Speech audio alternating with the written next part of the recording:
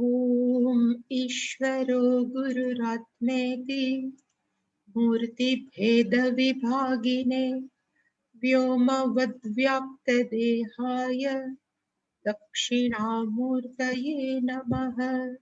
सदाशिवसमारम्भां शङ्कराचार्यमध्यमाम् अस्मदाचार्यपर्यन्तां वन्दे गुरुपरम्पराम्। ॐ सहनाववतु सहनौ भुनक्तु सह वीर्यङ्करवावहै तेजस्विनावधीतमस्तु मा विद्विषावहै। ॐ शान्ति शान्ति शान्तिः। ॐ पार्थाय प्रतिबोधितां भगवता नारायणेन स्वयं व्यासेन ग्रथितां पुराणमुनिना मध्ये महाभारतम् अद्वैतामृतवर्षिणीं भगवतीम् अष्टादशाध्यायिनीम् अम्ब त्वामनुसन्दधामि भगवत् गीते भवद्वेषिणीम्। यं ब्रह्मा वरुणेन्द्ररुद्रमरुतस्तुन्वन्ति दिव्यैस्तवैः वेदैः साङ्गपदक्रमोपनिषदैर्गायन्ति यं सामगाः। ध्यानावस्थिततद्गतेन मनसा पश्यन्ति यं योगिनः यस्यान्तन्न विदुः सुरासुरगणा देवाय तस्मै नमः। सर्वस्वरूपे सर्वेशे सर्वशक्तिसमन्विते भयेभ्यस्त्राहि नो देवी दुर्गे देवी नमोऽस्तुते। रोगानशेषानपहंसि तुष्टा हृष्टा तु कामान् सकलानभीष्टान् त्वामाश्रितानान्न विपन्नराणां त्वामाश्रिताः यश्रयतां प्रयान्ति। सर्वाबाधा प्रशमनं त्रैलोक्यस्याखिलेश्वरी एवमेव त्वया कार्यम् अस्मद्वैरिविनाशनम्। सर्वस्वरूपे सर्वेशे सर्वशक्तिसमन्विते भयेभ्यस्त्राहि नो देवी दुर्गे देवी नमोऽस्तुते। रोगानशेषानपहंसि तुष्टा हृष्टा तु कामान् सकलानभीष्टान् त्वामाश्रितानान्न विपन्नराणां त्वामाश्रिताः यश्रयतां प्रयान्ति। सर्वाबाधा प्रशमनं त्रैलोक्यस्याखिलेश्वरी एवमेव त्वया कार्यम् अस्मद्वैरिविनाशनम्। सर्वस्वरूपे सर्वेशे सर्वशक्तिसमन्विते भयेभ्यस्त्राहि नो देवी दुर्गे देवी नमोऽस्तुते। रोगानशेषानपहंसि तुष्टा हृष्टा तु कामान् सकलानभीष्टान् त्वामाश्रितानान्न विपन्नराणां त्वामाश्रिताः यश्रयतां प्रयान्ति। सर्वाबाधा प्रशमनं त्रैलोक्यस्याखिलेश्वरी एवमेव त्वया कार्यम् अस्मद्वैरिविनाशनम्।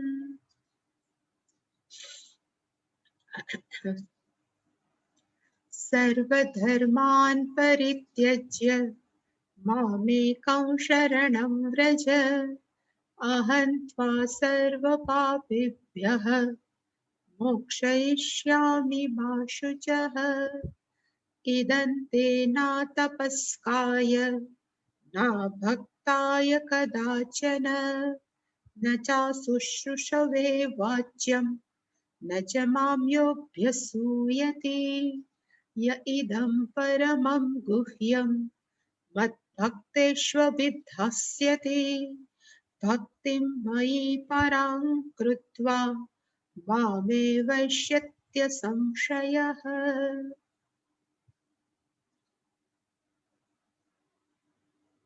ભગવાન શ્રી કૃષ્ણના ઉપદેશનો છેલ્લો શ્લોક એ 18મા અધ્યાયનો 66મો શ્લોક. સર્વધર્માન પરિત્યજ્ય મામેકં શરણં વ્રજ અહં ત્વા સર્વપાપેભ્યઃ મોક્ષયિષ્યામિ મા શુચઃ. આ છેલ્લું છે મા શુચઃ. જ્યારે બીજો અધ્યાય ચાલુ કર્યો તો ભગવાને ભણાવવાનું, ત્યારે હતું અશોચ્યાનન્વ શોચસ્વમ પ્રજ્ઞાવાદાંશ્ચ ભાષસે ગતાસુ ન ગતાસુંશ્ચ નાનુશોચંતિ પંડિતાઃ પંડિતાઃ નાનુશોચંતિ. જે જ્ઞાની છે એ ક્યારે પણ દુઃખી થતા નથી. અને કેના માટે? તો કે જે ગતસૂન અગતસૂન, જે જીવે છે કે મરે છે દુઃખી થતા નથી. અને પૂરું પણ ભગવાને ક્યારે કર્યું? તો કે મા શુચઃ, દુઃખી થવાની જરૂર નથી. એટલે કોઈ પણ સપોઝ એમ પૂછે કે ગીતાજીનો મેઇન ટોપિક કયો, મુખ્ય વિષય કયો, જેના ઉપર ભગવાને સૌથી વધારે ભાર મૂક્યો છે, એ મા શુચઃ, દુઃખી થવાની જરૂર નથી. કોઈ પણ એંગલથી શરીરના સ્તરે પણ દુઃખી થવાની જરૂર નથી, જીવાત્માના સ્તરે પણ દુઃખી થવાની જરૂર નથી, અને ઇવન ચૈતન્ય તત્વના સ્તરે પણ દુઃખી થવાની જરૂર નથી. શરીરના સ્તરે દુઃખી થવાની જરૂર એટલા માટે નથી કે શરીર જન્મે છે અને મરે છે. આ ગુણધર્મ છે શરીરનો કે ષડ વિકારવાન ઇદમ શરીર. આ શરીર કેવું છે? તો કે 6 પરિવર્તનોથી ભરેલું. જો જન્મ નિશ્ચિત છે તો મૃત્યુ પણ નિશ્ચિત છે. મા શુચઃ એટલે કે ભગવાને ત્યાંથી ચાલુ કર્યું હતું કે દુઃખી થવાની જરૂર નથી. જીવાત્માના સ્તરે પણ આપણે સપોઝ આપણને માનીએ કે હું માત્ર જીવાત્મા છું. એક જીવાત્માનો અર્થ થાય સૂક્ષ્મ શરીર સાથે તાદાત્મ્ય થયેલું ચૈતન્ય તત્વ.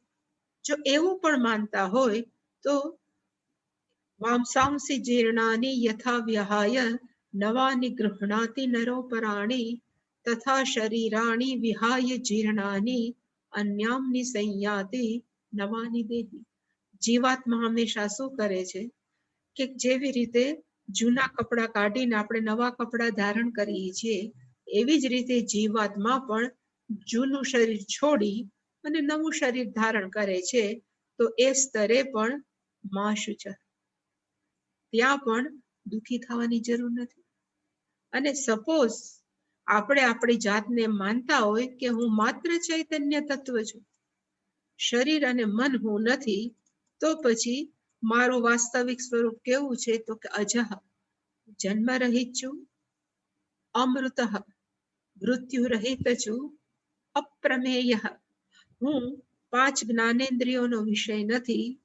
એવી જ રીતે સર્વગત, સર્વવ્યાપક છું, સતઃ, હું હંમેશા હઈશ. આ બધા જ કોના લક્ષણો છે? તો કે ચૈતન્ય તત્વના, મારા. અને જો મારા લક્ષણ આ બધા જ હોય તો શરીર કહેવાય ને કે શરીરને કેન્દ્રમાં રાખીને મા શુચઃ. બધા જ એંગલથી ભગવાને અર્જુનને સમજાયું કે દુઃખી થવાની જરૂર નથી.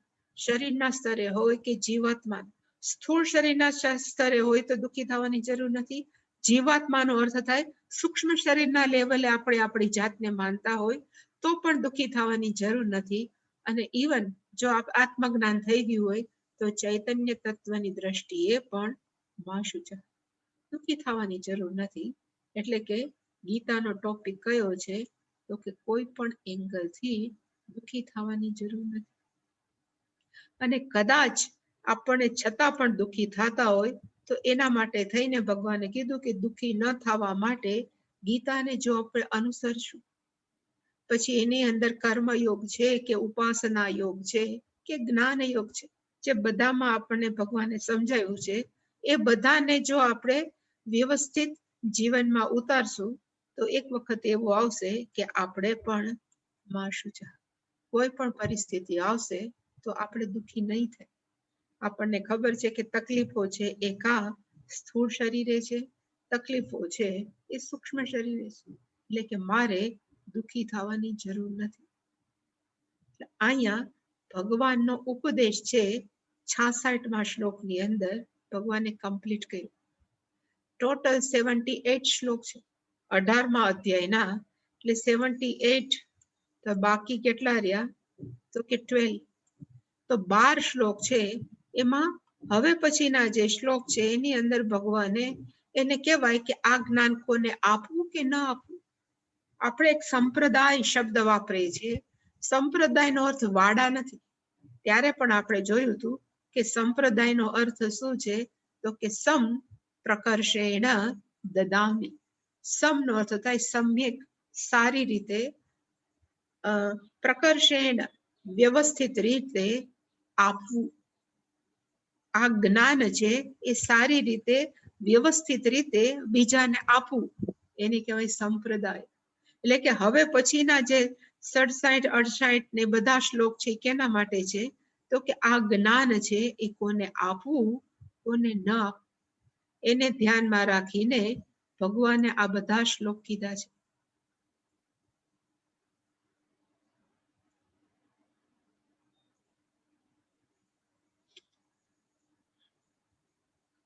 આપણે આ બધું જોયું હતું, પણ એકવાર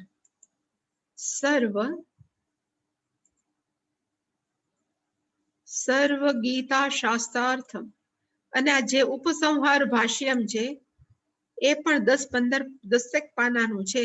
એ પણ આપણે ડિટેલમાં જોયું હતું. અને પછી લાઈટ ગઈ ને પછી વરસાદ આવ્યો, એટલે કે બહુ આપણે કહેવાય ને કે કનેક્શન છૂટું નથી.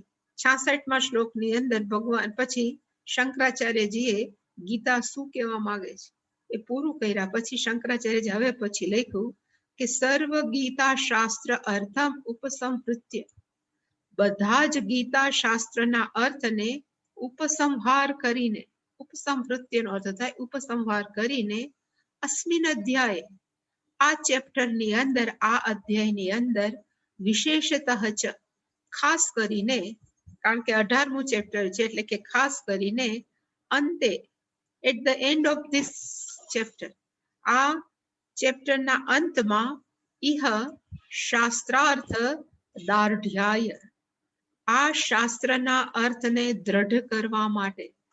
દાર્ઢ્યાયનો અર્થ થાય દ્રઢ કરવા. આપણી ગુજરાતીની દાઢ નથી. દાર્ઢ્યાયનો અર્થ થાય અર્થને દ્રઢ કરવા માટે શંકરાચાર્યજીએ કીધું કે મેં ઉપસંહાર ભાષ્યમ લખ્યું, એટલે કે સંક્ષેપતઃ ઉપસંહારમ કૃત્વ. એટલે જે 10 પાનાનું શંકરાચાર્યજીએ લખ્યું છે, શંકરાચાર્યજી માટે કેવું છે તો કે સંક્ષેપતઃ, ઇન બ્રીફ, ટૂંકમાં મેં ઉપસંહાર કર્યો. અને હવે અથ એટલે કે નાવ, ઇદાનીમ એટલે કે હવે, શાસ્ત્ર સંપ્રદાય વિધિમ આહ, શાસ્ત્ર જે ગીતા શાસ્ત્ર છે, સંપ્રદાય વિધિ, સમ્યક સારી રીતે, પ્રકર્ષેણ દાય દેવી, એની વિધિ, વિધિનો અર્થ કોને આપવું જોઈએ કોને ન આપવું જોઈએ એને ધ્યાનમાં રાખીને, આહ ભગવાન, ભગવાન છે હવે શું થયા છે તો કે હવે બોલ્યા. આપણે જોયું હતું પણ જસ્ટ ફોર કનેક્શન.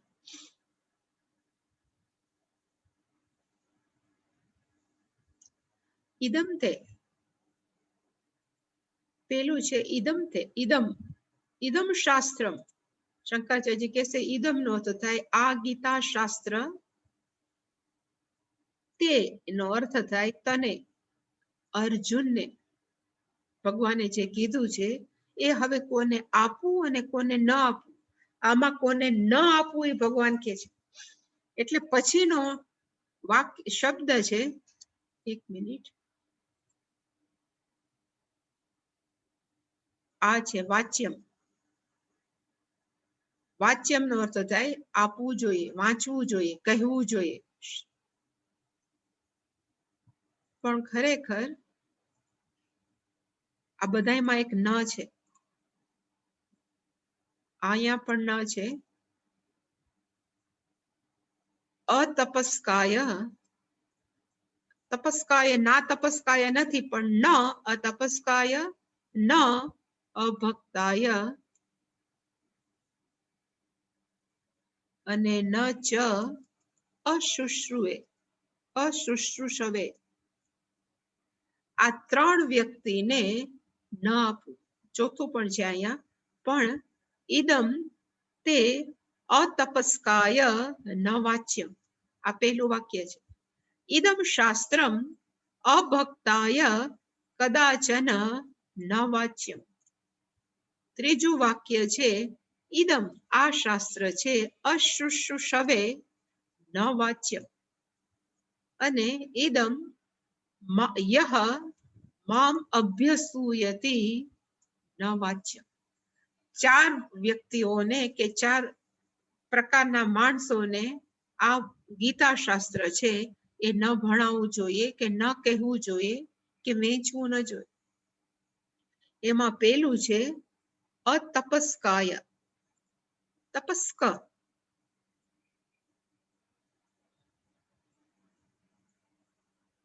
તપસ્ક નો અર્થ થાય તપસ્વી. તપસ્વીનો અર્થ એવો નથી જે જંગલમાં રહેતા હોય, પણ તપસ્કાનો અર્થ થાય જેના જીવનની અંદર શિસ્ત છે, તપ કરે છે. તપનો અર્થ ખાલી આંખ બેસીને એવું નહીં, પણ જેનું જીવન શિસ્તબદ્ધ છે, ઊંઘવું, ઉઠવું, જપ કરવા, ભગવાનનું બધું કરવું, એની અંદર જે વ્યવસ્થિત રીતે કરે છે એને કહેવાય તપસ્કા, તપસ્વી. તપસ્વીનો અર્થ થાય આ લાઈફ ઓફ ડિસિપ્લિન. મારી દ્રષ્ટિએ જે શિસ્તમય, અત્યારના માણસો જેવું નહીં કે 12 વાગે શું, 4 એટલે કહેવાય ને બપોરે 12 વાગે ઉઠવું, એવું નહીં. જે વ્યવસ્થિત રીતે જીવન જીવે છે અને જેણે પોતાના જીવનની અંદર ધર્મને મહત્વ આપ્યું છે, કે અધ્યાત્મને મહત્વ આપ્યું છે, અને એવી રીતે જે જીવન જીવે છે એને કહેવાય તપસ્ક અથવા તપસ્વી. બેના અર્થ એક જ છે. જે તપસ્વી ન હોય એને આ ગીતા શાસ્ત્ર ન કહેવું. અતપસ્કાય ન વાચ્યમ, અથવા અતપસ્વી, જે તપસ્વી ન હોય એને આ ન ભણાવ, પેલું. પછી અભક્તાય. અભક્તાય ન વાચ્યમ, જેને ઈશ્વર ઉપર ક્યારે પણ પ્રેમ ન હોય. ભક્તનો અર્થ થાય ઈશ્વર પ્રેમી. જે ભગવાન સાથે જોડાયેલો ન હોય એને શું કામ કહેવાની જરૂર છે કે ભગવાને ગીતામાં શું કીધું છે? એટલે કીધું કે અભક્તાય ઇદમ શાસ્ત્રમ ન વાચ્યમ, એટલે કે જે મારો ભક્ત નથી એને ક્યારે પણ ગીતા શાસ્ત્ર છે એ ન ભણાવ. ઓકે, એમ કે ક્યારેક ભણાવાય, તો કે ના, કદાચન. કદાચન નો અર્થ થાય ક્યારેય પણ નહીં. પછીનો છે અશુશ્રુષવે. એક આપણા મગજની અંદર છે ને શુશ્રુષા એક શબ્દ છે, એનો અર્થ ગુજરાતીમાં આપણે શું કરીએ? સેવા. શુશ્રુષા બહુ કરે છે, પણ ખરેખર શુશ્રુષાનો અર્થ છે શ્રોતુમ ઈચ્છું, સાંભળવા માટે જે તૈયાર છે એને કહેવાય શુશ્રુવે. શ્રોતુમ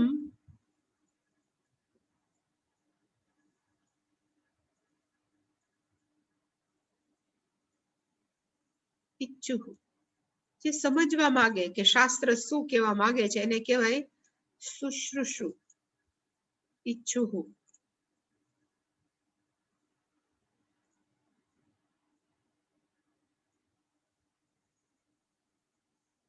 શ્રોત્રુમ એટલે સાંભળવા, ઈચ્છું એને કહેવાય શુશ્રુષુ.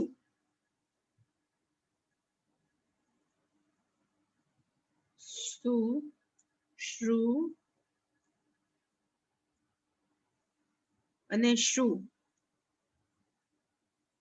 એમાંથી શબ્દ બન્યો શુશ્રુષા. પણ આપણે શુશ્રુષાનો અર્થ કે સેવાભાવી બહુ શુશ્રુષા કરે. અહીંયા આનો અર્થ થાય જે સાંભળવા, પણ અહીંયા છે અશુશ્રુવે, જેને સાંભળવામાં રસ નથી. માણસો ચોરે બેઠા હોય ને કોકની કુથલી કરતા હોય, ત્યાં જઈને આપણે કહી કે ભાઈ અમે અહીંયા છે ને ગીતાના અર્થને સમજાવશું, તો એ કોઈને રસ નથી. એટલે કીધું કે અશુશ્રુવે અપી ન વાચ્યમ, આ શાસ્ત્ર છે એ ક્યારે પણ ન કેવું. અને છેલ્લું છે આ શ્લોક, યહ મામ અભ્યસૂયતિ. એક શબ્દ છે અસૂયા. અસૂયાનો અર્થ થાય ગુણેશુ દોષ દર્શનમ. અસૂયા એક શબ્દ છે. ગુણ હોય એમાં પણ જે દોષ જોયા કરે. આપણે કોકના વખાણ કરતા હોય તો કે તમને ખબર નથી વ્યક્તિ કેવી છે, એવી જેનો સ્વભાવ છે એને કહેવાય અસૂયા. ગુણેશુ દોષ દર્શનમ.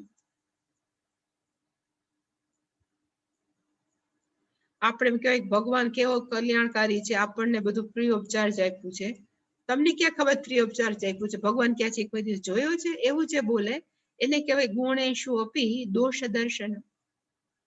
દોષ જોયા કરે.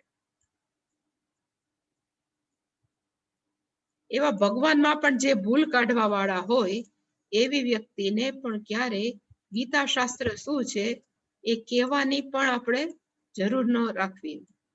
ભગવાન શું કહેવા માંગે છે કહેવાની જરૂર નથી, કારણ કે they are not ready to listen. એટલે કીધું કે આ ચાર વ્યક્તિઓને ઈદમ શાસ્ત્રમ ન વાચ્ય. જે તપસ્વી નથી એને ન સંભળાવવું, જે ભગવાનનો ભક્ત નથી એને ન સંભળાવવું. અશુશ્રુવે, જેને સાંભળવામાં રસ નથી એને નહીં.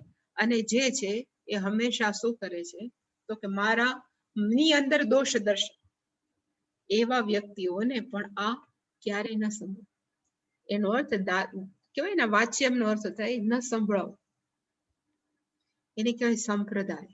જ્ઞાન કોને આપવું તો કે આટલાને ન આપવું, એનાથી ઊંધા હોય તો આપવું. એનો અર્થ જે તપસ્કાય છે તો એને આપવું. જે તપસ્વી છે એને ગીતા શાસ્ત્ર છે એ સંભળાવવું. જે ભક્ત છે એને ગીતા શાસ્ત્ર સંભળાવવું. જેને ખરેખર ગીતા શાસ્ત્ર શું કહેવા માંગે છે એમાં રસ છે એને સંભળાવવું. અને જે ક્યારે પણ મારી અંદર દોષ નથી જોતો એને સંભળાવવું. પોઝિટિવ રીતે આ છે ને નેગેટિવ રીતે ભગવાન આ કીધું, પણ એના પરથી આપણને ખબર પડે કે ભગવાન શું કહેવા માંગે. અને શંકરાચાર્યજીએ હવે સમજાયું સરસ રીતે, બહુ જ સરસ રીતે સમજાયું. ઈદમનો અર્થ શું થાય તો ઈદમ એનો અર્થ થાય ખરેખર આ, પણ આ શું તો કે ઈદમ શાસ્ત્ર, ગીતા શાસ્ત્ર. આ શાસ્ત્ર એટલે કહ્યું તો કે ઈદમ ગીતા શાસ્ત્રમ. પછી છે તે, એટલે શંકરાચાર્યનો અર્થ કર્યો. તેનો અર્થ થાય તવ હિતાય, તારા હિત માટે થઈ. ભગવાન કે છે મયા ઉક્તમ, આ ગીતા શાસ્ત્ર છે મારા દ્વારા કહેવાયેલું તારા હિત માટે.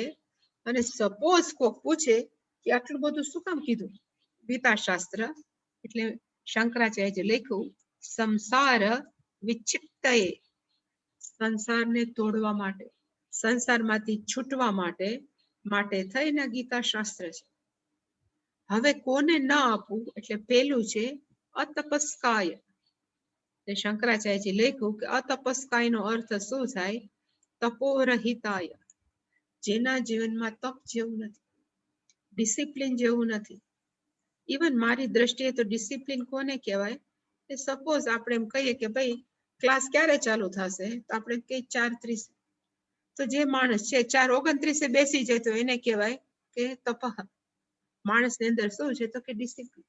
એવી રીતે કોઈ પણ નાની બાબત, કોઈને એ કહેવાય ને ટાઈમિંગ આપ્યો છે કે ભાઈ હું તમને આટલા વાગે મળવા આવીશ, અને પછી મળવા ન જઈ શકે તો ખાલી લખી નાખે કે હું નહીં મળવા આવું, એને પણ કહેવાય કે વ્યક્તિ કેવું જીવન જીવે છે તો કે તપ. કારણ કે જેને ડિસિપ્લિનનું મહત્વ છે, જેને બીજા વ્યક્તિનું શું થશે એનું જે મનમાં કેર છે, એ વ્યક્તિ છે એ જ ડિસિપ્લિન વાળી લાઈફ જીવી શકે. અને પછી કોક નક્કી કરે કે હું મંત્ર જપ કરીશ, મંત્ર જપ કરવા માટે અઠવાડિયું કરે ને પછી એમ કે હાલશે હવે, કાંક માંદા પડી ગયા કે પછી છૂટી જાય, તો એને કહેવાય તપોરહિતા. એવી વ્યક્તિને આપણે સંભળાવ્યા જ કરીએ ને તો એ અંદર ન જાય, કારણ કે એ વ્યક્તિ છે it is still is not in discipline. એટલે કે તપો રહિતાય, અને એક તમને જો કે યાદ ન હોય પણ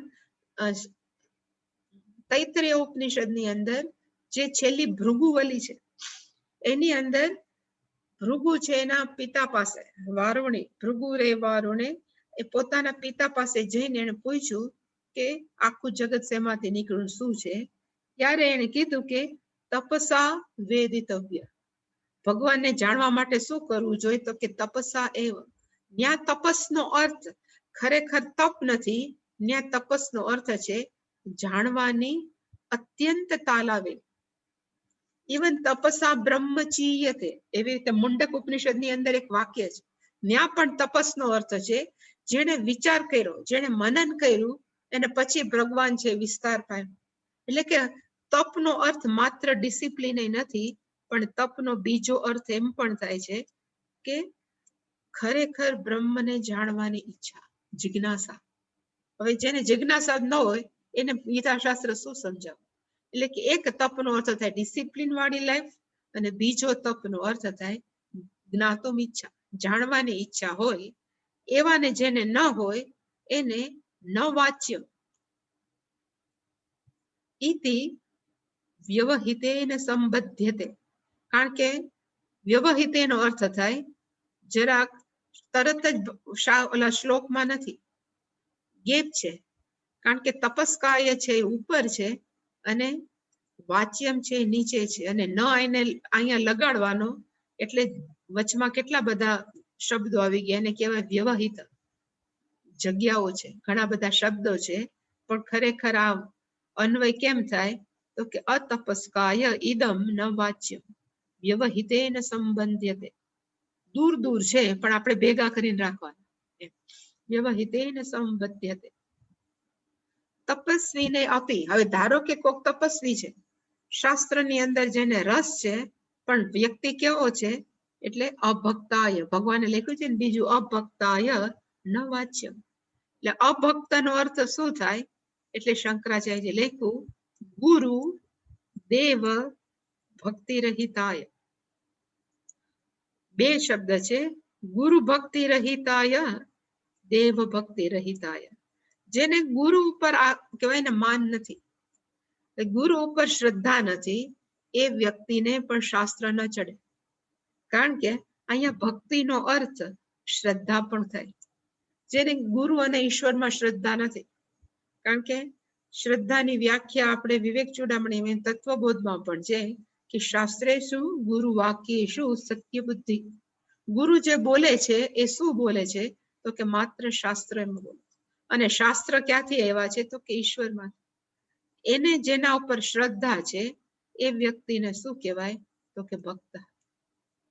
એટલે કે અહીંયા ભક્તિનો અર્થ મારી દ્રષ્ટિએ છે શ્રદ્ધા. જેને ગુરુ અને ભગવાન ઉપર શ્રદ્ધા નથી, રહિતાય.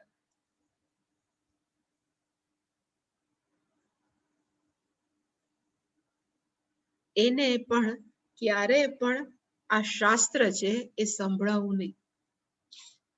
ઘણી વાર આપણે ગુજરાતીમાં એક કહેવત છે ને, ભેંસ આગળ ભાગવત. એનો અર્થ કે આપણે ભેંસને બધી ભેંસોને બેસાડી દઈને આપણે ભાગવતની કથા કરવા બેસીએ તો ભેંસની અંદર કાંઈ પણ જ્ઞાન ઉતરે? તો કે ન ઉતરે. એવી જ રીતે જેને કામમાં કોઈ નથી શ્રદ્ધા, નથી કોઈ ઉપર ભક્તિ, અને એને આપણે સંભળાવ્યા જ કરીએ તો એને શાસ્ત્ર અંદર ઉતરે કે ન ઉતરે. એટલે લખ્યું કે જે ગુરુ, અને અહીંયા બે શબ્દ, આ ગુરુ અને બીજું છે દેવનો અર્થ થાય ઈશ્વર, અને ભક્તિ રહિતાય છે, બેયને લાગુ પડે. ગુરુ ભક્તિ રહિતાય, દેવ ભક્તિ રહિતાય, કદાચન નો અર્થ થાય કસ્યામચિદ અપી, ક્યારે પણ, કસ્યાંચિત અવસ્થાયામ અપી, કોઈ પણ અવસ્થાની અંદર, માંદા હોય, સાજા હોય, પૈસા આપતા હોય, એને કે કશ્ચિદ અપી અવત. ઘણી વાર એવા હોય કે કોક પાસે પૈસા હોય તો પછી કોઈ આચાર્ય પાસે જઈને કે હું આટલા પૈસા આપીશ, મને આટલું સંભળાવી દઉં. એવું નહીં, જે અત્યારમાં જોવા મળે. એટલે કીધું કસ્યાચિત અપી અવસ્થાયામ, કોઈ પણ પ્રકારની અવસ્થાની અંદર ન વાચ્ય, ક્યારે પણ ન સંભળાવું, સ્પષ્ટ છે. અને ત્રીજું, કોને ન સંભળાવું, તો કે બે હોય. ઘણી વાર એવાય છે કે માણસો ભગવાનના ભક્ત છે, માણસ છે, તપસ્વી પણ છે, ડિસિપ્લિન વાળી જીવન પણ જીવે છે, પણ વ્યક્તિ કેવી છે, અપીસન, ભક્ત હોવા છતાં પણ, તપસ્વી હોવા છતાં પણ અશ્રુશુષુ, જેને સાંભળવામાં રસ નથી, ઈચ્છા નથી, શ્રોતુમ ઈચ્છા ન, સાંભળવાની જેને ઈચ્છા જ નથી, એને આપણે જેને કે હાલ બેસી જા, મારે તને ભણાવવું જ છે, ન ભણ. જેવી રીતે આ ત્રીજા ચોથાના છોકરાને આપણે ગમે એમ કરીને ભણાવવા બેસીએ કે હાલ તું ભણવા બેસી જા, પણ અશ્રુશુષુ, એ અમારે સાંભળવું જ નથી, ગમે ત્યાં જાય પણ શું બોલે છે એમાં ધ્યાન ન હોય. એવી રીતે ક્લાસમાં બેસાડી દે કે વર્ગમાં બેસાડી દે સત્સંગમાં, તો એનું ધ્યાન બીજે બધે હોય, એક શબ્દ સિવાય. તો એવાને સંભળાવવાનો શું ફાયદો? એટલે ભગવાને કીધું કે અશ્રુશુષુ યહ ભવતી, જેને સાંભળવાની ઈચ્છા નથી, તસ્મૈ અપી, એવા વ્યક્તિને માટે પણ ન વાંચે, ક્યારે પણ આ શાસ્ત્ર ન સમજ. બધું કામ નહીં, તો જે મેં કીધું ને, ભેંસ આગળ ભાગવત, ગમે થાય એને કઈ ઉતરે નહીં. અહીંયા ઘણા આવે છે ગામડાના માણસો છે ને, અમે કે ગીતા કેટલી વાર વાંચી નાખી, પછી કેટલીક વાર સાંભળ્યું, એટલે કે અમારે કઈ સાંભળવાની જરૂર જ નથી. એટલે આપણે પછી એને સંભળાવે, આપણે કે બહુ સરસ, એમ જ કરો, પાઠ કર્યા કરો, એને સંભળાવવાની જરૂર નથી, શું કહેવા માંગે છે એની જરૂર નથી. અને છેલ્લું હતું અભ્યસુયથી, જે હતું ને કે જે ભગવાનની અંદર દોષ છે, એટલે શંકરાચાર્ય જેમાં લખ્યું નચ યો મામ, આ શ્લોક છે, મામ નો અર્થ થાય મને, પણ હું કેવો છું, એટલે ભગવાને કીધું વાસુદેવમ પ્રાકૃતમ મનુષ્ય મત્વા, મને ભગવાન કે છે કે માણસો કેવો માને છે, કે સામાન્ય મનુષ્ય, પ્રાકૃતમ નો અર્થ આપણા જેમ, સામાન્ય મનુષ્ય મત્વા, માનીને, અભ્યસુયતી, જે મારી અંદર દોષનું દર્શન કરે છે, અભ્યસુયતી, અને કેવી રીતે ભગવાનની અંદર દોષ જુએ છે, એટલે શંકરાચાર્યજી એને વિચાર એવો કે કેવી રીતે કહી શકાય, એટલે કીધું આત્મ પ્રશંસાદી દોષ અધ્યારોપેણ, અધ્યારોપણેન, ભગવાને કહેવાય ને કે આઈ થિંક 7 અધ્યાયથી 12મા અધ્યાય સુધી ઈશ્વરનું સ્વરૂપનું વર્ણન કર્યું છે, કે ઈશ્વરનું સ્વરૂપ ખરેખર કેવું છે. એમાં ભગવાને મામ મામ શબ્દ વાપર્યો છે, મામ નો અર્થ થાય મને. હવે મને આમ કરો, મને આમ કરો, એને શું કહેવાય, તો કે આત્મ પ્રશંસા. હવે જેને દોષ કાઢવો એમ કે પોતાના વખાણ જે માણસ કરે છે એમાં શું હોય, અને શંકરાચાર્યજી એના માટે થઈને મેં તમારા માટે થોડાક શ્લોક રાખ્યા કે એને લોકો આત્મ પ્રશંસા કહી શકે.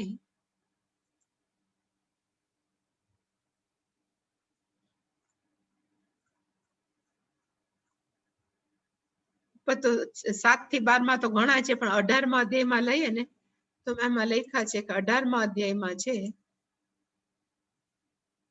ભક્ત્યા મામ અભિજાનાતિ, ભક્તિ વડે જે મને જાણે છે, એનો અર્થ મામ, આત્મ પ્રશંસા.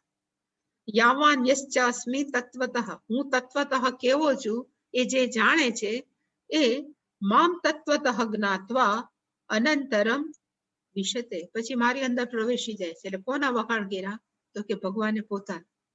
એ કોણ બોલે છે, તો કે જે અભ્યસુ. દુર્યોધન એવો હતો, ઇવન કહેવાય શિશુપાળ, એવા કેટલાય હતા, જરાસન, એ ભગવાનને પ્રાકૃત મનુષ્ય મતવા, એ ભગવાન એમ જ માનતા હતા કોણ છે, તો કે સામાન્ય મનુષ્ય છે, બોલ બોલ કરે છે. પછી એવી જ રીતે આ 18મા અધ્યાયની અંદર ભગવાને 56મા શ્લોકમાં કીધું હતું સર્વ કર્માણી અપી સદા કુર્વાણઃ મદ્વ્યપાશ્રય, મારું શરણ રાખીને જે બધા જ કર્મ કરે છે, એનો અર્થ ભગવાને કોના ઉપર ભાર રાખ્યો, તો કે મદ્વ્યપાશ્રય. અહીંયા મદનો અર્થ ઈશ્વર વ્યપાશ્રય, ઈશ્વરનો આશરો, પણ એ લોકો એમ કે કૃષ્ણ ભગવાને પોતાને કીધું, અને પાછું કીધું મત પ્રસાદાત શાશ્વતમ અવ્યયમ પદમ અવાપનોતી, મારી કૃપા થઈને, મારી પ્રસન્નતાથી, હું એના પર પ્રસન્ન થઈને શાશ્વત પદ આપું છું. એ પણ એને કહેવાય આત્મ પ્રશંસા. 57મા શ્લોકની અંદર ચેતસા સર્વ કર્માણી મયી સંન્યસ્ય મત્પરઃ. બધા જ કર્મ મને સોંપીને તું મારામય થઈ જા, મારામાં ચિત્ત રાખવા વાળો થઈ જાય. એનો અર્થ ભગવાને મને આપ, તું મને કર, બધા પોતાના જ વખાણ કરે છે.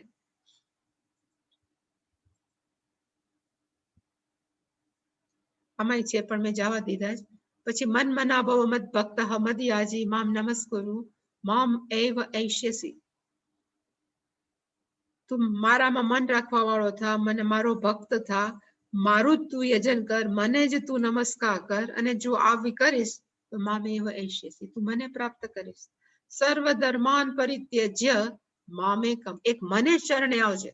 એવું જયારે ભગવાન બોલે છે અને ફોલ્ટ કાઢવા વાળા શું કે જોયા, પોતાને શરણે આવવાનું કે છે. તો ભગવાન કેવા છે તો કે જે ભગવાન હોય આવું ન બોલે. આવું જે બોલવા વાળા છે એને કહેવાય અભ્યસૂયતિ. એ લોકો કેવા છે તો કે હંમેશા ભગવાનની અંદર દોષ કાઢવા વાળા. શંકરાચાર્યજી લખ્યું અહીંયા કે આત્મ પ્રશંસાદી દોષ અધ્યારોપણેન. આવી રીતે એ મામ કરીને એને શું કર્યું તો બધા માણસો છે એનો ભગવાનનો દોષનું આરોપણ કરે છે. અને મમ ઈશ્વરત્વમ અજાનન, એ ખરેખર હું સર્વજ્ઞ છું, સર્વશક્તિમાન છું, એ મારા ઈશ્વરની શક્તિને એ લોકો અજાનન, they don't know, એ જાણતા નથી. અને જાણતા હોવા છતાં પણ ન સહત, એ સહન ન કરી શકે. અમુક જેવી રીતે દુર્યોધન સહન ન કરી શકતો, શિશુપાળ છે એની સામે કોઈક ભગવાનના વખાણ કરે તો એ ફરી જાય અને કા સામાન મોઢું દબાવી દે. એટલે કે ન સહદે, એ ભગવાનના વખાણ છે સહન ના કરી શકે. અસૌ અપી અયોગ્ય, આવા વ્યક્તિઓ કેવા છે તો કે યોગ્ય નથી, અયોગ્ય. ભગવાનની અંદર દોષ દર્શન કરવા વાળા પણ કેવા છે તો કે અયોગ્ય. તસ્મૈ અપી, આવા લોકોને પણ ન વાંચે. ક્યારે પણ આ શાસ્ત્ર છે એ ભણાવવું ન જોઈએ કે કહેવું ન જોઈએ.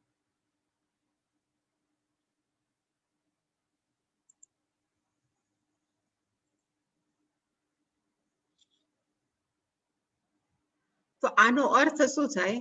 એટલે જે મેં પોઝિટિવલી કીધું તો શંકરાચાર્ય પોઝિટિવલી લખ્યું, અને એને કીધું કે ભગવતી ભક્તાય. આ ભગવતી એટલે માતાજી નથી, ભગવાનનો સાતમી વિભક્તિ છે ભગવતી થાય. એટલે કે ઈશ્વરની અંદર જે ભક્ત માટે, જે ઈશ્વરનો પ્રેમી છે, તપસ્વીને, જે ઈશ્વર માટે પોતાની લાઈફ છે એને ડેડિકેટ કરી છે, સમર્પિત કરી છે, એવો તપસ્વી છે. ઈશ્વર શું છે? શુશ્રુષવે, જેને ઈશ્વર શું છે સાંભળવાની અંદર રસ છે. અને ભગવતી અનસૂયવે, જે ભગવાનની અંદર ક્યારે પણ દોષ દર્શન કરતો નથી, એની સામે વાચ્યમ શાસ્ત્રમ, એને આ શાસ્ત્ર છે શું કરવું જોઈએ તો કે સંભળાવવું જોઈએ કે સમજાવવું જોઈએ. ઇતિ સામર્થ્યાત, આ આપણે શું કહી શકીએ તો કે આપણે એને કે અર્થાપત્તિ, આના પરથી આપણે એક અર્થ કાઢી શકીએ કે જે ન અશુશ્રુવે, ન તપસ્વી ને એમાંથી બધું નકારો કાઢી નાખીએ તો એ બધા પોઝિટિવલી થઈ જાય. સામર્થ્યાત ગમ્યતે, એટલે કે આના ઉપરથી આપણને ખબર પડે કે આવી વ્યક્તિઓને ગીતા શાસ્ત્રમાં રસ પણ પડે, સાંભળવાની મજા પણ આવે. ઇતિ ગમ્યતે.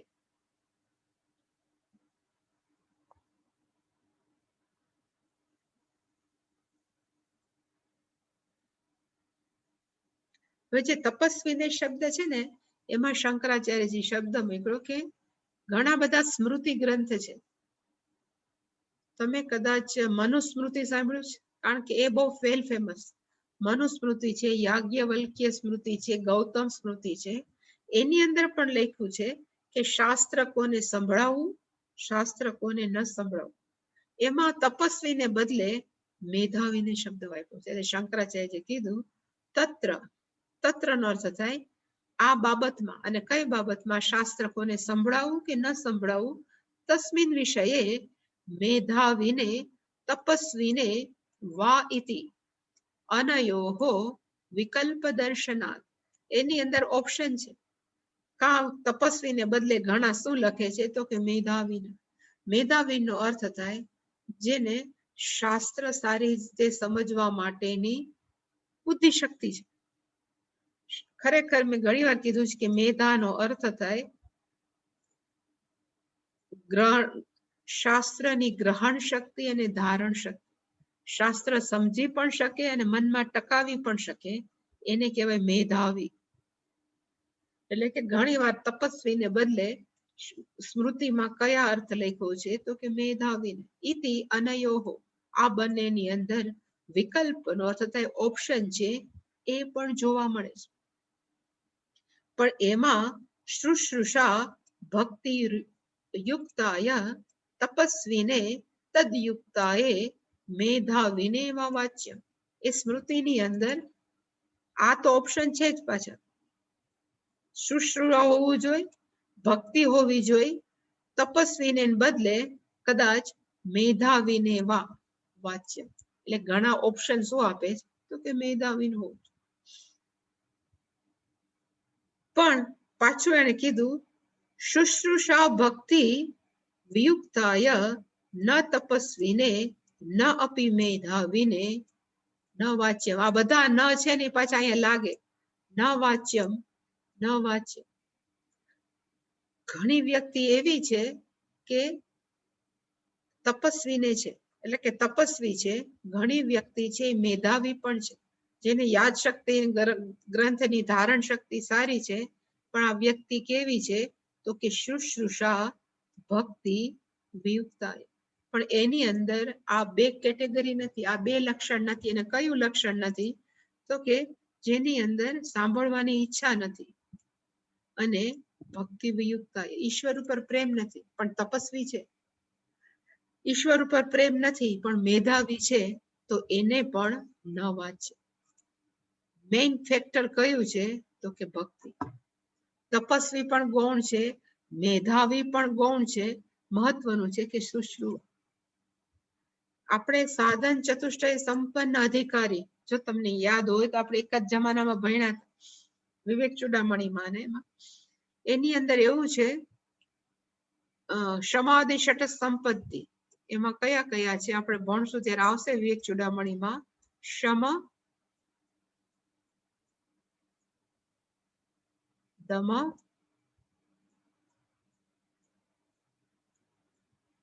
પછી છે ઉપરમ,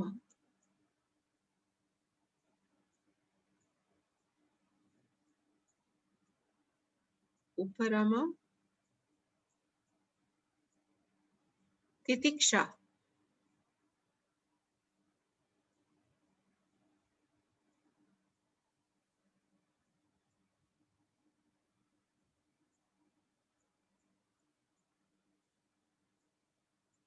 સમાધાનમ ને શ્રદ્ધા. આ સમાધિ ષટક સંપત્તિ કહેવાય.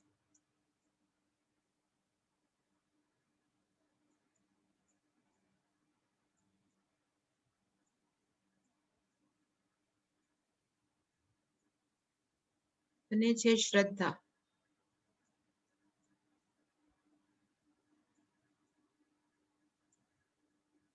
આ 6 પ્લસ વિવેક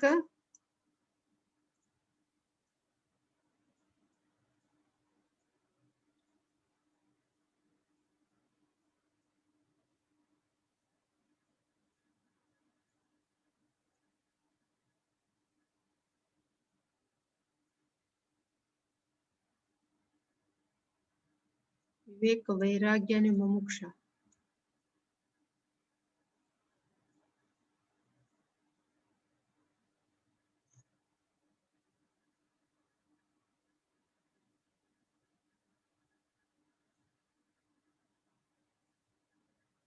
મુમુક્ષા બસ મોક્ષમ ઈચ્છા.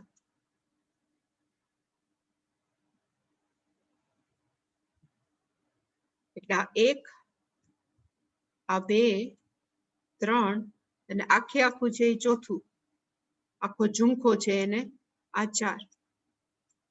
આટલી વસ્તુ જો માણસમાં હોય તો એને વેદાંત સાંભળવાની, સમજવાની અને જીવનમાં ઉતારવાની અત્યંત ઈચ્છા થાય. આટલા જો ક્વોલિટીઝ કે ગુણો હોય એને કહેવાય સાધન ચતુષ્ટય સંપન્ન અધિકારી, જે નચિકેતાની અંદર સંપૂર્ણપણે હતી. આપણી અંદર 10%, 20% જે હોય એ પ્રમાણે આપણામાં હોય, પણ આટલું હોય તો જ માણસની અંદર વેદાંત છે એ પચી શકે કે ચડી શકે. પછી આની જ્યારે ચર્ચા કરે છે વિવેક ચૂડામણીમાં, તો એની અંદર શંકરાચાર્યજી એવું કે, એટલે વિવેક ચૂડામણીમાં જ આપ્યું છે, કદાચ શમદમ ઉપરમાં ન હોય તો ચાલે, ઇવન તિતિક્ષા ન હોય તો પણ ચાલે, ઇવન સમાધાન ન હોય તો ચાલે, પણ શ્રદ્ધા તો હોવી જ જોઈએ. એક શ્રદ્ધા અને એક વૈરાગ્ય, વિવેક થોડો ઘણો હોય તો આ બધું છે ને એની મેળે આવી જાય. શ્રદ્ધા જ ન હોય, શાસ્ત્રેષુ ગુરુ વાક્યેષુ, તો એ કોઈ શાસ્ત્ર ભણવાના જ નથી, એટલે કે શ્રદ્ધા બહુ જરૂરી છે.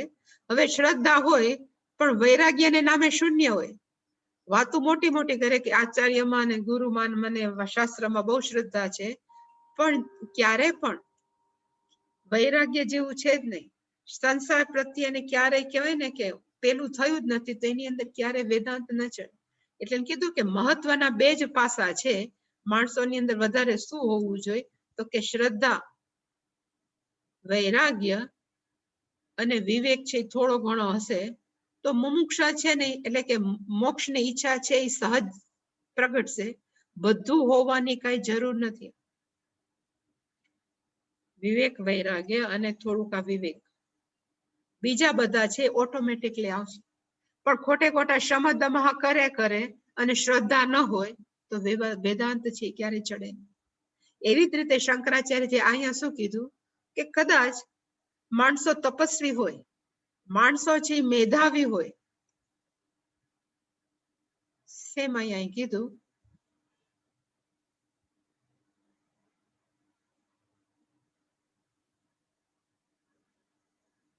અહીંયા એને જ કીધું કે માણસો તપસ્વી હોય,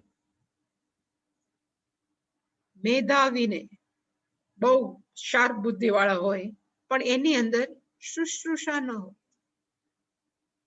શાસ્ત્રને સાંભળવાની ઈચ્છા ન હોય અને ઈશ્વર ઉપર પ્રેમ ન હોય, તો પણ આ બે ક્વોલિટી ન હોય તો પણ તપસ્વી ને મેધાવી હોય ને તો એ ન આવે. કારણ કે મહત્વનું શું છે તો કે ઈશ્વર ઉપર પ્રેમ. ઈશ્વર ઉપર પ્રેમ ન હોય ત્યાં સુધી બધા જ શાસ્ત્ર છે એ કેવા છે તો કે નકામા છે. જેવી રીતે આ બધા, અને ધારો કે પ્રેમ હશે ને તો બીજા બધા છે ઓટોમેટિકલી, હું હંમેશા કહું કે 13મા અધ્યાયની અંદર અમાનિત્વમ, અદંભિત્વમ છે ને ટોટલ 20 ગુણો છે. બધા જીવનમાં આચરવા જેવું ભગવાને કીધું છે, પણ બધા આચરવાની જરૂર નથી. આપણે ઇવન 5 આપણે જીવનમાં આચરણ કરીએ ને તો 15 છે ઓટોમેટિકલી આવી જાય. નૂડલ્સ જેવું છે. નૂડલ્સ છે એકલું ન ખવાય, ગૂંચળું ભેગું જ આવે. આપણે મેગી ખાતા હોય તો કહો કે મારે એકલી મેગી ખાવી છે, એક જ, બહુ અઘરું પડે, એ ગૂંચળું જ ભેગું આવે. એવી રીતે માણસો એમ કે એક શ્રદ્ધા માણસના જીવનમાં હોય, વૈરાગ્ય અને વિવેક હોય, તો શમદમાં ઉપરમાં તિતિક્ષા છે એ ઓટોમેટિકલી આપણે એને આપણા જીવનમાં લેવાનો સહજ પ્રયત્ન કરશું. પણ શ્રદ્ધા અને વિવેક ને વૈરાગ્ય ન હોય તો આ બધા જ કેવા છે તો કે નામ કેવા, એની કઈ જરૂર નથી. કારણ કે અત્યારે કેટલાય યોગિક ક્રિયા કરવા વાળા શમદમાં રાખે, એટલે કે મનને કાબુમાં રાખે કે દમહ છે ઇન્દ્રિયોને કાબુમાં રાખી શકે, પણ એને શ્રદ્ધા નથી શાસ્ત્રમાં, તો એને વેદાંત ન પચે. એવી રીતે અહીંયા પણ જો સાંભળવાની ઈચ્છા ન હોય, ભક્તિ ન હોય, અને પાછા જો તપસ્વી ને મેધાવી હોય તો એવાને પણ ન વાંચ્ય.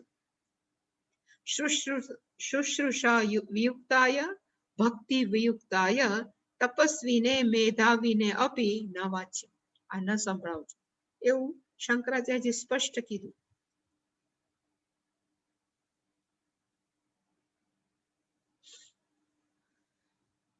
અને કદાચ બહુ 100% ગુણવાળો હોય, પણ ભગવાનમાં જો દોષ દર્શન જોતો હોય તો એને પણ ન સંભળાવ. એટલે એના પછીના લખ્યું ભગવતી અસૂયાયુક્તાય સમસ્ત ગુણવતે અપી ન વાચ્ય.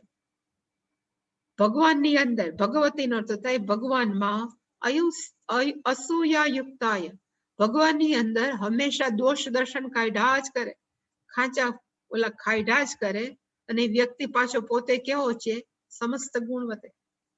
એ બહુ જ બધા જ ગુણવાન છે, એને બોલતા બહુ આવડે, કહેવાય ને બધામાં એ બહુ હોશિયાર છે, છતાં પણ એવી વ્યક્તિને જે અસૂયા યુક્તાય છે એને ન વાંચે, એને ક્યારેય પણ આ શાસ્ત્ર છે ન સંભળાવો, ગમે એટલો આગ્રહ રાખે તો.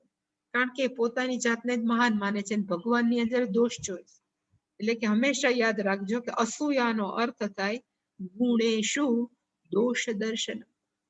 ઇવન ભગવાનની અંદર રાખે અને બીજામાં રાખે ને તોય તકલીફ.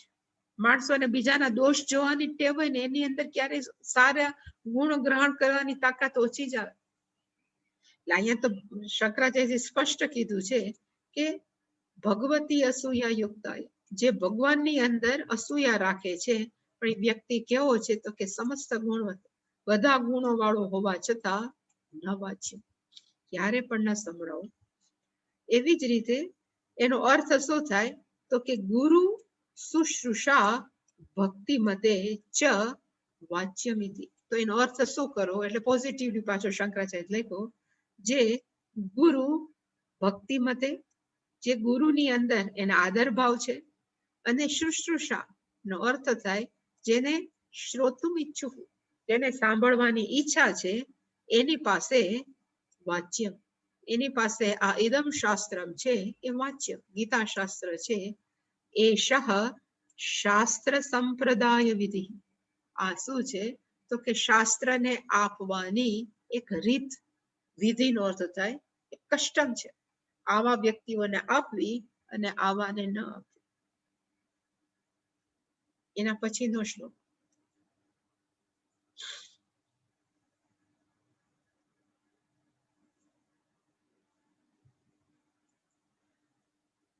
સંપ્રદાયસ્ય કર્તુઃ ફલમ ઇદાનીમ આહ. સંપ્રદાયસ્ય કર્તુઃ, જે આ શાસ્ત્રને ચલાવે છે. અત્યારે અમે ખરેખર શું કરીએ છીએ તો કે અમે સંપ્રદાય ચાલે છે. પૂજ્ય સ્વામીજીએ, સપોઝ હું હંમેશા કહું કે તપોવનજી મહારાજે ચિન્મયાનંદજીને આપ્યો, ચિન્મયાનંદજી છે પૂજ્ય સ્વામીજીને આપ્યો, પૂજ્ય સ્વામીજી એના બધા સ્ટુડન્ટને આપ્યો. તો ખરેખર તપોવન મહારાજ થી લઈ ચિન્મયાનંદજીને શું કહેવાય, સંપ્રદાયસ્ય કર્તુઃ. એ આ સંપ્રદાય એટલે આ કોઈ વાડો નહીં, પણ ગીતાને અર્થને, એટલે ગીતા શાસ્ત્રના અર્થને શિષ્ય પછી શિષ્ય છે, શિષ્ય પછી શિષ્ય જે આપવાની જે પદ્ધતિ છે એને કહેવાય સંપ્રદાયસ્ય કર્તુઃ.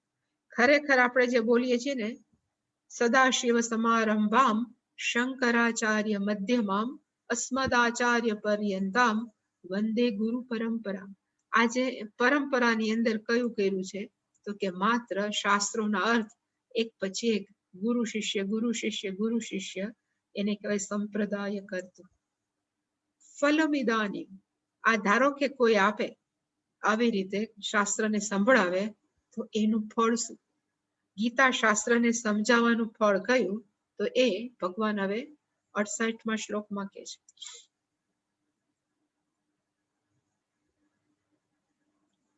યહ ઇમમ પરમમ ગુહ્યમ મદ્ભક્તેષુ અભિધાસ્યતિ ભક્તિમયીમ પરામ કૃત્વા મામ એવ એષ્યતિ અસંશય.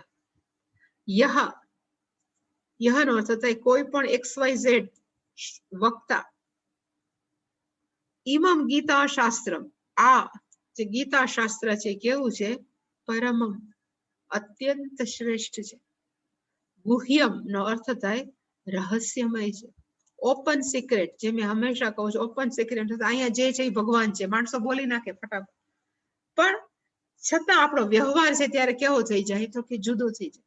એટલે કે આ શાસ્ત્ર કેવું છે તો કે ગુહ્ય, અને જે વ્યક્તિ છે મદ ભક્તેષુ, મારા ભક્તોની અંદર અભિધાસ્યતિ, અભિધાસ્યતિ નો અર્થ થાય વક્ષ્યતિ, જે કહે છે, જે સમજાવે છે. તો એ શ્રોતાને કંઈક તો થાય ને, ધારો કે હંમેશા એ વક્તાને ફાયદો થાય ને, હંમેશા શ્રોતાને જ ફાયદો થાય, પણ આ શ્રોતાઓને જે વક્તા સંભળાવે છે એ વક્તાને શું ફાયદો થાય, એટલે કીધું છે કે જે આવી રીતે આ ગીતા શાસ્ત્ર મારા ભક્તોની અંદર જે સંભળાવે છે એ વ્યક્તિનું શું થાય છે તો કે અસંશય, અસંશયનો અર્થ થાય વિધાઉટ એની ડાઉટ, ચોક્કસપણે એ મયી એટલે કે મારી અંદર ભક્તિમ કૃત્વા, કેવી શ્રેષ્ઠ ભક્તિને પ્રાપ્ત કરીને એને મારી અંદર પ્રેમ ઉત્પન્ન થશે. જે ખરેખર ગીતા શાસ્ત્ર છે આવા ભક્તોને સંભળાવશે તો એ વક્તાનું શું થશે તો કે પરમ ભક્તિમ મયી કૃત્વા, શ્રેષ્ઠ ભક્તિ છે એ મારી અંદર રાખીને મામ એવ ઐષ્યતિ, એ વ્યક્તિ છે મને પ્રાપ્ત કરે છે. અસંશય, એમાં કોઈ પણ પ્રકારનો સંશય નથી. એટલે ભગવાને વક્તાનું શું થાય ને એ સ્પષ્ટ કહી દીધું કે જે વક્તા છે એ આવી રીતે મારા ભક્તોને આ ગીતા શાસ્ત્ર જે અત્યંત રહસ્યમય છે, જે શ્રેષ્ઠ છે એને સંભળાવશે તો એ વ્યક્તિની અંદર પરમ ભક્તિ મયી કૃત્વ, એની અંદર શ્રેષ્ઠ ભક્તિ, શ્રેષ્ઠ પ્રેમ મારા પ્રત્યે ઉત્પન્ન થશે અને એ પ્રેમને કારણે મામેવ ઐષ્યતિ, એ મને જ પ્રાપ્ત કરશે. એની અંદર કોઈ સંશય નથી, એની અંદર કોઈ ડાઉટ નથી. અત્યાર સુધી આના પછી આવશે, આમ તો શ્રોતાનો આવશે, પણ પહેલા ભગવાને કોના વખાણ કર્યા તો કે વક્તાના. કે આ જો ધારો કે મારી પાસે સાંભળે તો એનું શું થશે તો કે ચોક્કસપણે શું કરશે તો કે મને પ્રાપ્ત કરશે.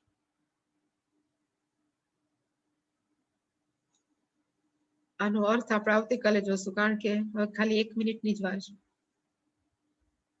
કારણ કે હવે પેલું છે કોને આપવી કીધું, ગીતા શાસ્ત્ર કોને સંભળાવવું કીધું. હવે જે સંભળાવવા વાળાનો શું થશે એ કહેશે, અને જે સાંભળતા હશે આ બધા એનું પણ શું થશે એ પણ ભગવાન કહેશે, પણ એની ડિટેલ આવતીકાલે.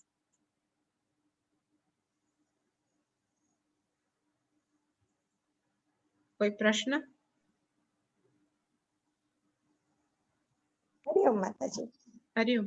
હા માતાજી, આને તો પ્રશ્ન નથી, પણ બીજું મનમાં મૂંઝવણ છે. ત્યાં એટલો સમય થયો પણ મને હજી કપડાનો શોખ ઓછો નથી થતો. કપડાનો બહુ જ શોખ થઈ ગયો છે. કઈ રીતે ઓછો કરવો? હું પોતે સમજુ છું કે મારું એ ખોટું છે, હું મનમાં સમજુ છું, પણ